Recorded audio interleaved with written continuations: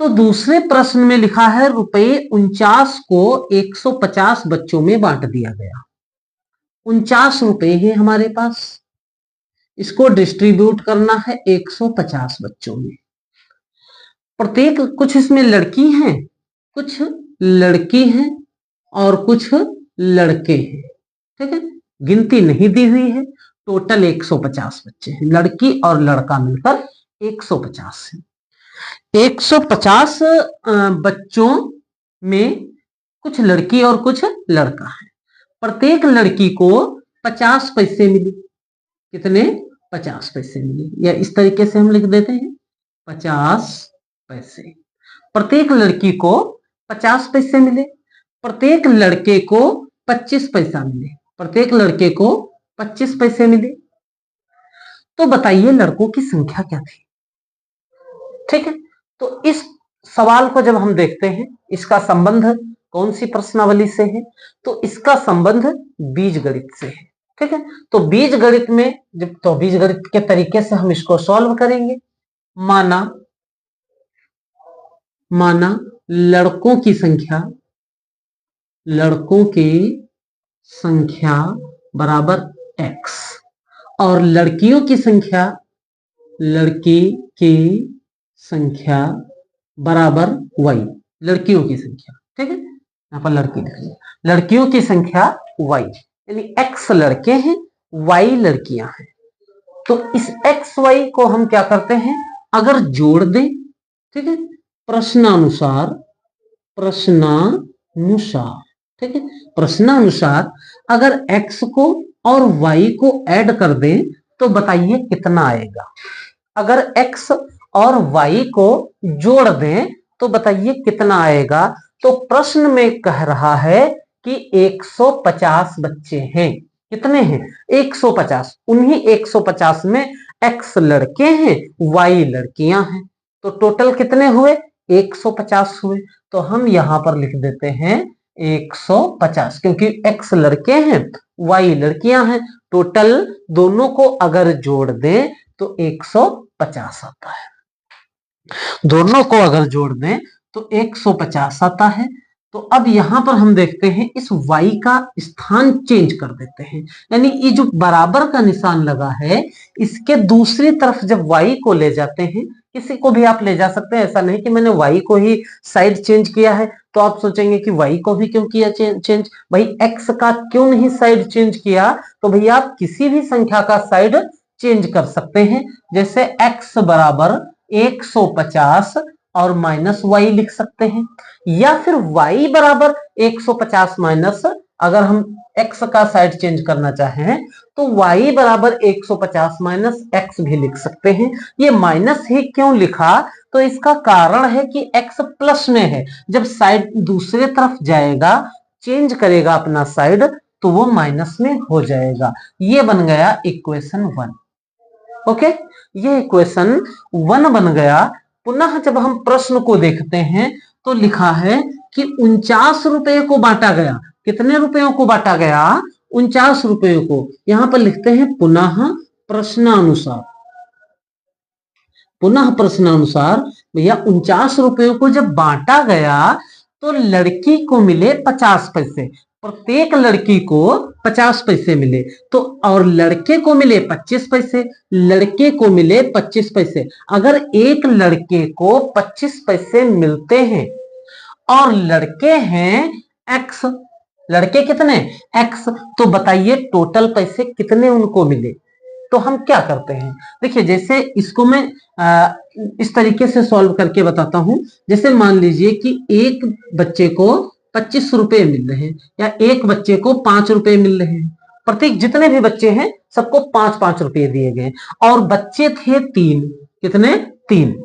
तो बताइए टोटल पैसे कितने मिले। तो हम क्या करते हैं, 5 को 3 से गुणा कर देते हैं, जो भी आंसर आएगा उतने टोटल पैसे मिले।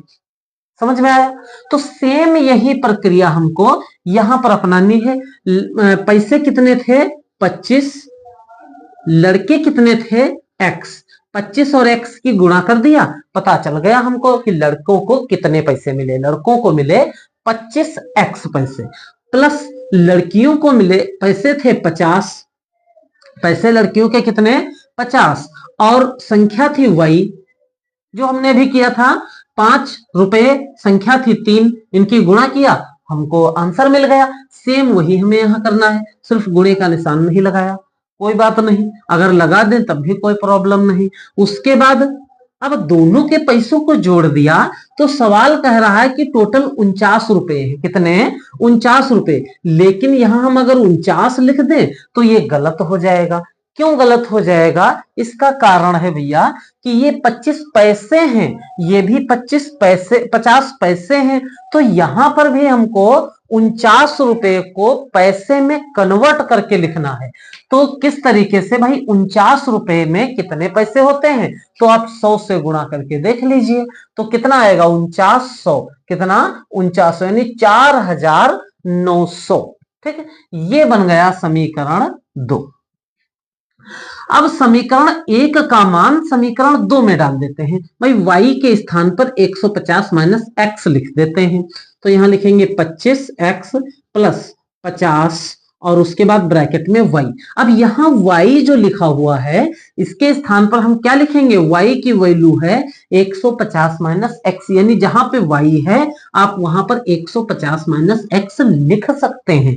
तो हम यहां भी लिखते हैं 150 माइनस x, ठीक है, y के स्थान पर 150 माइनस x बराबर 4900। समझ में आया?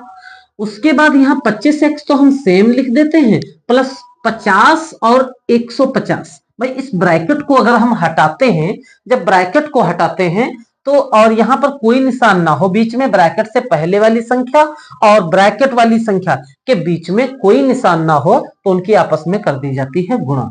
तो ऐसी अवस्था में 150 और 50 और 150 की गुणा की जाएगी, माइनस का निशान लगा के 50 और x की गुणा की जाएगी। तो 150 और 50 की जब हम गुणा करते हैं तो 15 पचे 7500 आएगा। कितना आया? 7500। आप गुणा करके देख लीजिए, ठीक है, 15 पचे 75 और 2 जीरो यानी 7500, माइनस 50 और x की गुणा करते हैं तो 50x आता है। इतना समझ में आ गया होगा, और बराबर 4900, ठीक है, बराबर में 4900। अब क्या करते हैं कि 25x में से 50x को माइनस कर देते हैं, और इस वाली संख्या का यहां क्या काम भैया, इधर तो बीजगणित वाली संख्याओं का बोलबाला है, इधर बीजगणित की संख्याएं हैं, इधर अंकगणित की संख्या है, और ये बीच में आ गई अंकगणित की संख्या, उसको चेंज कर दीजिए। क्या करते हैं, साइड इसका चेंज कर देते हैं, तो बचेगा क्या, 25x माइनस 50x यहां बचा, x वाले एक तरफ हो गए, और 4900 और माइनस 7500 हो गया। ये भैया माइनस में क्यों है, तो इसका कारण यह है कि ये प्लस में था, बराबर के इस तरफ जाते जाते ये माइनस में हो गया। अब 25x में से 50x घटेगा तो बताइए कितना बचा, तो बचा माइनस का 25x, कितना बचा, माइनस का 25x, और बराबर 4900 में से 7500 घटेगा तो बताइए कितना बचेगा, तो हम 7500 में से 4900 घटा लेते हैं, 0 0, 15 में से 9 गया 6, यहां बचा 2, ठीक है, 2600 बचा, लेकिन कम में से ज्यादा हमने घटाया है तो माइनस का 2600 बचा। समझ में आया? माइनस और माइनस कैंसिल हो गया, और यहां x बराबर 2600, और ये 25 साइड चेंज करेगा तो ये गुणे में है, बटे में चला जाएगा, यहां बटे लिख लेते हैं, ठीक है। 25 सेकंड नम 25, 25 सेकंड नम 25, कितना बचा इसमें भाई, 26 था, 25 निकाल दिया, एक बचा, 2 जीरो लेंगे, 100 हो जाएगा, 25 चौके 100, तो x की वैल्यू निकली 14। यानी बच्चे के लड़के कितने थे, यही पूछ रहा था कि लड़कों की संख्या कितनी होगी, तो भैया लड़कों की संख्या हमने x माना था और x की वैल्यू निकली है 14, ठीक है। तो इस तरीके से इसको भी हमने सॉल्व किया, और उसके बाद